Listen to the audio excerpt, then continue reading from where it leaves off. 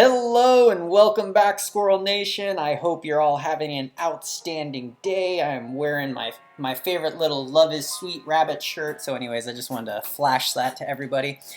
Today we are going to dive in. We are going to talk about the tournament. So today, in a couple hours here, I will be participating in the wildcard APAC wildcard tournament. And that is basically for the different regions in Asia. I think it's Japan, Oceania, Southeast Asia, and then the wild card group that I'm in. So 4 groups of 32. And in the end, 7 people out of those groups will go to the World Finals. I'm not sure what they're calling it. But anyways, I wanted to go over to the rules today, talk about the setup. The reason for that is I think an esports scene is extremely important for any video game. If you look at the largest esports, it's Dota 2, and it is just it's the game that obviously this was modded from. And I think the reason an esport matters so much from my view is that all popular games don't necessarily have an esport, but all esports that can support a professional player, pay their bills, are popular games. So another great example is StarCraft 2, super old game. But there's still tons of people, especially here in Korea, who make a living off of it. They have for, almost, I think 15, maybe even closer to 20 years. And anyways, I think that's a really great thing for a game. So me loving auto chess like I do, I really hope that the esports scene starts to thrive and be something really nice that we can all count on, because I think it will be great for the game. Anyways, with that said, the Asian region, for some reason, is only a $10,000 prize pool. Europe and NA both have a $20,000 prize pool, so I'm not really sure how that works out. Another big difference is, and we will dive into that, what Asia did is Asia actually it used the ladder. So basically, the top 32 people in each of these regions got accepted into the tournament. So there's only, 100... Oh man, doing math live. 132 people, I think. So 32 times 4, which, no, that's wrong. 128. There we go. My mathematician is working now. So anyways, 128 people were accepted in, and it was just based on their placement on the ladder on Asia. So NA, what they did is they just opened it up and they said the first 1,000 people to register get into the tournament. So that's already a very different way. And if we look at that, I think what that's going to result in is I have a feeling that Asia is going to have probably more skilled players who make it through on average, because I do think that there's still so much RNG in this game that a player can get lucky and get in, and there's good players who can get unlucky and get kicked out. So if you're just letting everybody sign up regardless of their rank, then on average the people getting in are probably going to be somewhere in the upper 20% of the player pool, but those players could definitely be a lot lower rank than the Asian equivalents, who are only taking in those top 128 players. As far as from the player's point of view, I think it's pretty cool that NA and E were letting everybody in, because it just builds up more excitement, right? Everybody can register, everybody can play, so that's really cool too. So I do like both models, but they are definitely different. So anyways, like we talked, the 4 regions, Southeast Asia, Oceania, Japan, and wildcard. And then here is the main part of the structure, and this is a big part of what I want to talk about. So what I'm going to participate in today is the first round, and how that works is it's actually split into 4 different rounds, and out of the 32 people, those 32 will be cut in half down to 16, and they will be cut down into 16 over 4 rounds, and the 4 rounds are as follows. You can see the first 2 places. So if you're first or second place, you advance to the next you advance to the round, or the group of 16. And then if you are red, you get eliminated. Well, actually, if you're red in round 1, you actually go to group C. If you're in places 3 through 5, you go to the round A or B. And then in the next round, same thing. The top 2 always advance.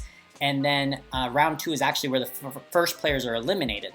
So for this purpose, I kind of want to focus more on eliminations, because I think those actually show us something more intriguing about the tournament structure. And that's, if you notice, the only people who are in red are places 7th and 8th, right? So 7th and 8th go into Group C, And the only people eliminated in round 2 had to be in Group C, and they're the bottom 4 places. So the 4 worst players out of the worst players get eliminated in round 2. And then once again in round 3, the 4 worst players from Group A and Group B get eliminated. And then finally in round 4, the 4 worst players get eliminated. So the reason I think it's better to look at the game this way is because what that's really saying is as long as you're placed in the top 4, then your expectation is to actually move on in the tournament. So I think that is a cool way to look at it. And then what I want to do is we can go through the future rounds, but let's look at the points now considering that, right? So you know that as long as you never rank below 4th place, then you will move on to the round of 16, okay? And why that's important is if we look at the point breakdown, this is the way it works. Every round you play 2 matches, and in each match you get the following points. For first place you get 9 points, second place 7, third place 6, fourth 5, and so on. You can see the chart right here. So if you notice there's 2 drop-offs that are important. The first drop-off is from first place to second place. There's a 2-point difference. The second drop-off is from 4th place to 5th place. There's a 2-point drop-off. So I want to talk about these points because these are obviously really matter. If a player gets, I like the fact that 2nd, 3rd, and 4th are only 1 point different, especially considering as long as you're in the top 4, you will not get eliminated and you will move on. You may have to play a lot more games, but you will still move on. As far as first place getting a extra 2 points, I don't really like that, and the reason for that is this game still has a lot of RNG. There's item RNG, there's matchmaking RNG, and I'm talking about matchmaking like per round, like who I'm fighting in the match. That RNG really matters. And then obviously the hero pool. The hero pool to me is okay, but the items and the matchmaking to me are still pretty heavily RNG based. And whoever gets first place, it's more based on if they had a lucky game than it is on skill. And as an example, if you look at the top players, and I'll use based off of Asia, but I'm pretty sure most of the servers are the same way. If you look at the truly top 100 players, they range from about a 20% win rate to a 30% win rate. So that means in all the games they play, they're getting first place 20 to 30% of the time, okay? So that is it. I mean, that's already kind of showing there's luck involved. And here's another thing you need to consider. When the top players are playing on ladder, they're not playing other top players. Like this tournament is going to be much more condensed skill levels, especially for Asia. NA is kind of different. NA and EU style tournament is going to be different than this. But for Asia, we're talking about the top 32 players in the region. So the skill level in the lobbies is going to be basically as high as any player plays. So I highly doubt that the players are going to be able to maintain like a 20 to 30% win rate, right? It's going to more fall down to luck. It's going to be like, I don't know, like 20, maybe the really good player can have a 20% chance of getting first place. So that I want to discuss. Then you look at third place. And third place is where things get interesting because third place for the top 100 players can range from anywhere from around 50% top 3 finishes to about around, some people could make it towards 80%. Not quite there, but around 80% is doable. So my point being is first place is more RNG. It's not really skill. Third place is skill can essentially guarantee you third place, okay? So by that logic, I would prefer to see first place be 8 points, second 7 points, third place 6. Like I want them to only be 1 place separated, right? Because first place is so luck based. And the other big thing is the tiebreaker in this and is based on if you got first place, right? So you can see right here, tiebreakers will be applied in the following order: game wins, so first place, highest placement in a single game, highest win rounds, lost rounds. Okay, so realistically, it's going to come down to the first 2, which are probably either the game, like, did you get first place or not? So imagine a player gets first place, he gets 9 points, and then let's say gets a 7th place. Okay, so altogether, that player gets 10 points, right? And now let's say there's another player who gets 4th place twice. They have 10 points, right? So the person who won the match is going to advance, just even though they got a first and got a 7th, they're going to advance because the 4th place just got 4th place twice. Okay, so that doesn't bug me as much, but what bugs me more is, let's say a person got third place twice, okay? So they got top 3 2 times, and like we said, the expectation for a good player is they're definitely able to get top 3 based on skill. So say they get top 3 2 times, then they get 12 points between the 2 games. But let's say the one player gets 4th place or gets 1st place once, then that player, even if they get 5th, is still going to be ranked ahead of the person who gets top 3 twice. That I don't like. Like, I'm okay if you use somebody getting 1st place as a tiebreaker, but at the same time, I don't think they should also get an extra point boost. To me, that just seems wrong, but I would love to know what the rest of you think. This video is very much just kind of me saying what I think before the tournament starts, and I would love to see what the community thinks will lead to a more healthy pro scene, basically. So, okay, anyways, so that's the point, and let's go on to the round of 16. So round of 32 we discussed. Then you go to the round of 16. Once again, let's just focus on the people getting eliminated and see how good you have to do, right? Or how well you have to perform. So once again, if you are in the 7th or 8th seed, you are going to get eliminated. I'm totally fine with this because, like we said, I think a skilled player can get top 3 the majority of the games. Yes, bad luck will matter, but I think they can stay out of 7th or 8th place, to be quite honest. I don't think a truly skilled player is going to get 7th or 8th place, even out of best of 2. It could happen, but it's unlikely.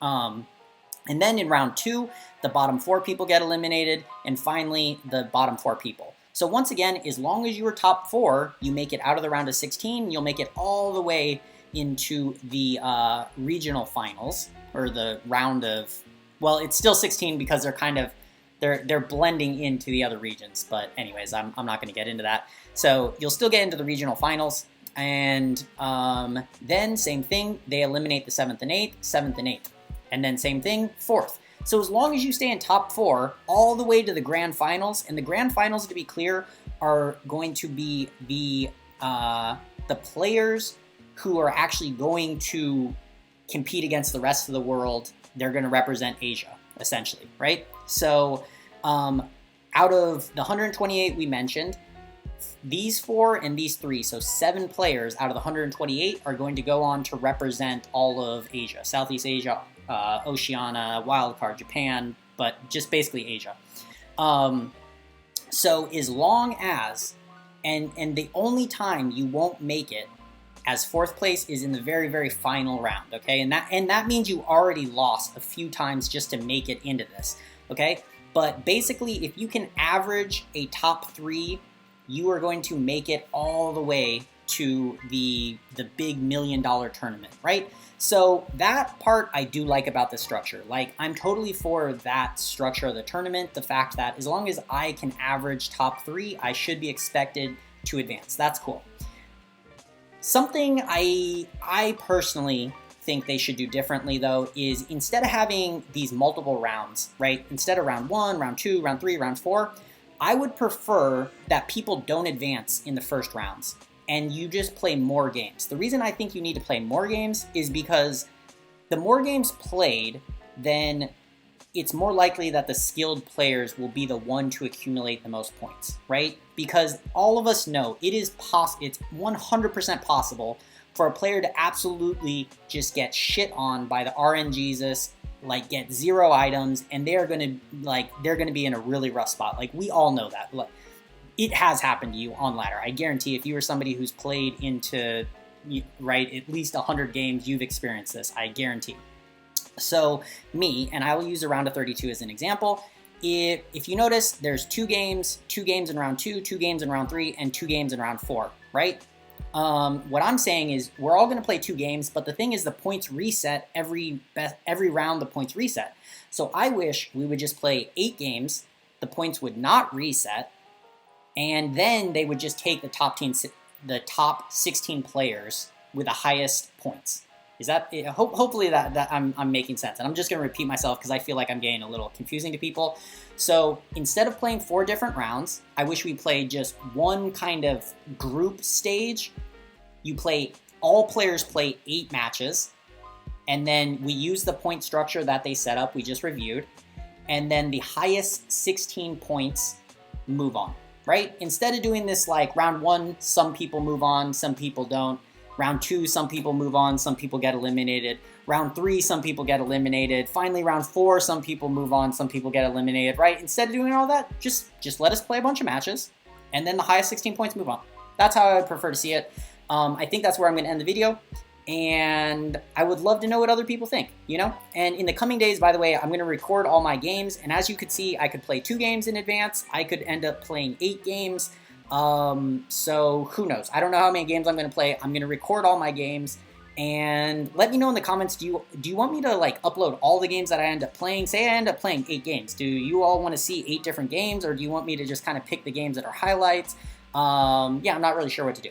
But anyways, let me know. As always, take care, have a great day, happy ranking, and I will talk to you all tomorrow.